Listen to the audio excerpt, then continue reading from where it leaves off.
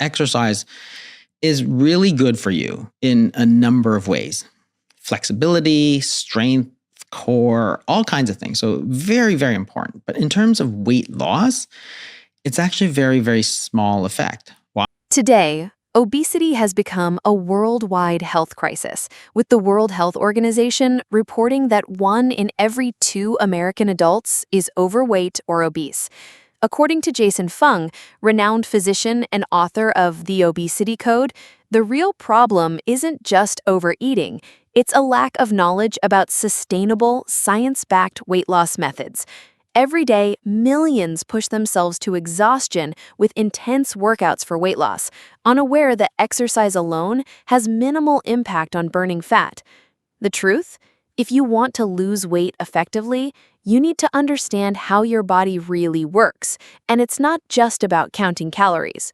Exercise is really good for you in a number of ways.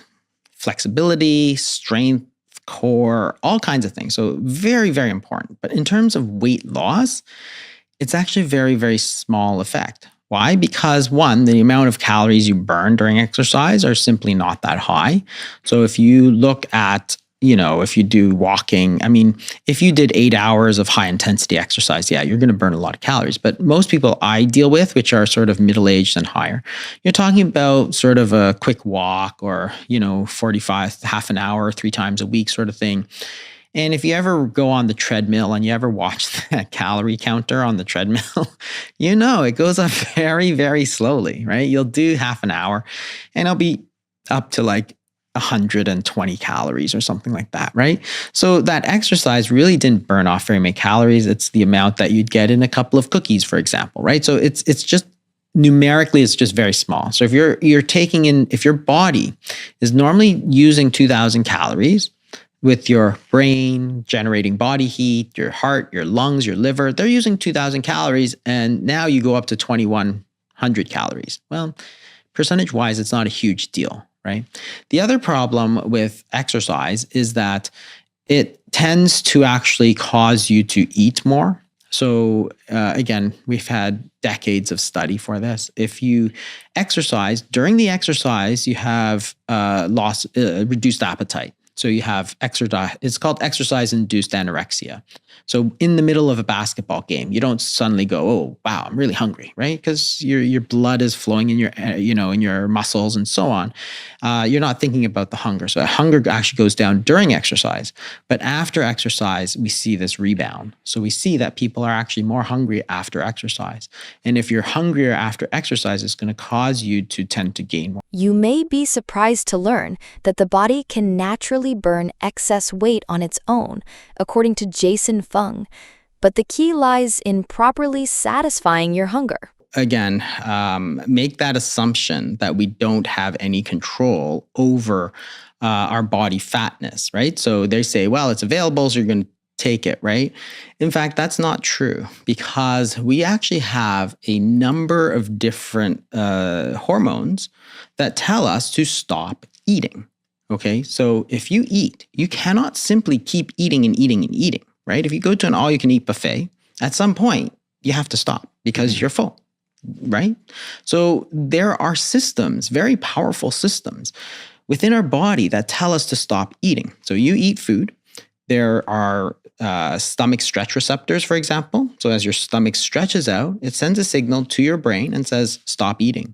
If you eat a lot of protein, it activates a hormone called peptide YY, which tells you to stop eating. If you eat a lot of dietary fat, you activate a hormone called cholecystokinin, which again tells you to stop eating. And these are very powerful. If you look in the wild, there are no obese antelope. There are no obese lions. Why?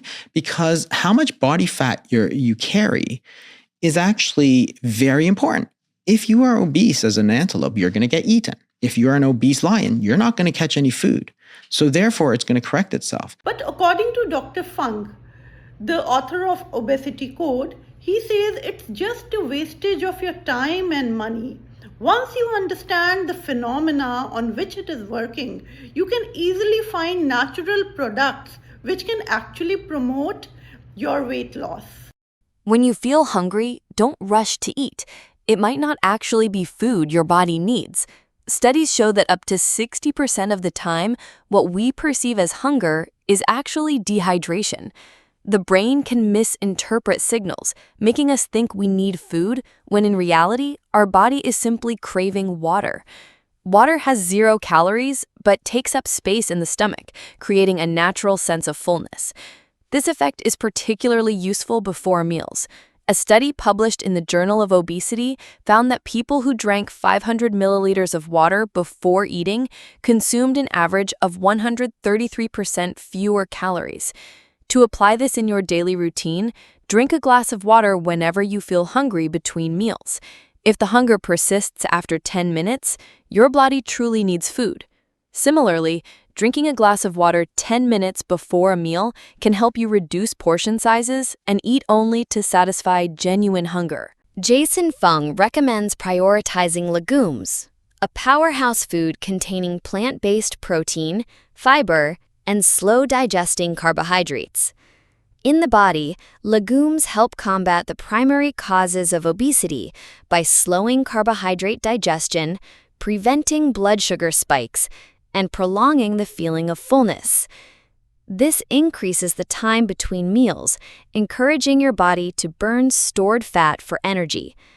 In other words, regularly eating legumes creates a natural fasting effect that supports faster weight loss. Fung particularly favors lentils for their quick cooking time and versatility in countless dishes. Protein-rich foods are equally important.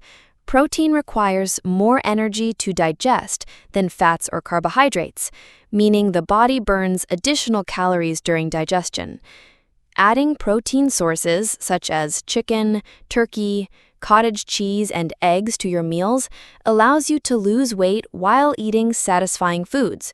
Protein is also as effective as fiber in reducing appetite, helping you stay full longer and maintain steady energy levels. Fung warns that to achieve sustainable fat loss, you must eliminate added sugar from your diet.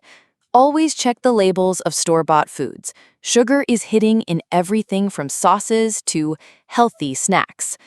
As a fast-digesting carbohydrate, sugar is processed quickly by the body, causing an energy crash within hours. It also spikes blood sugar levels, triggering more hunger and cravings. This creates a vicious cycle that makes weight loss nearly impossible. To break free from sugar addiction, replace sweets with low glycemic fruits like apples and pears. These fruits help stabilize blood sugar, reduce cravings, and promote satiety. Fung suggests eating fruit in the morning or as a pre-meal appetite suppressant. Nuts and seeds are also excellent healthy snack options, providing long-lasting fullness and helping to prevent overeating. But keep portions to about 20 grams daily to avoid excess calories. If you learn how to stop overeating and control hunger naturally, your body will begin to burn stored fat for energy without the need for extreme workouts or restrictive fad diets. The key to healthy, long-term weight management is to work with your body's natural hunger and fullness cues. By eliminating sugar, avoiding fast-digesting carbs, staying hydrated, and prioritizing protein and fiber-rich whole foods, you can achieve steady weight loss, improve energy, and support overall health, all without feeling deprived.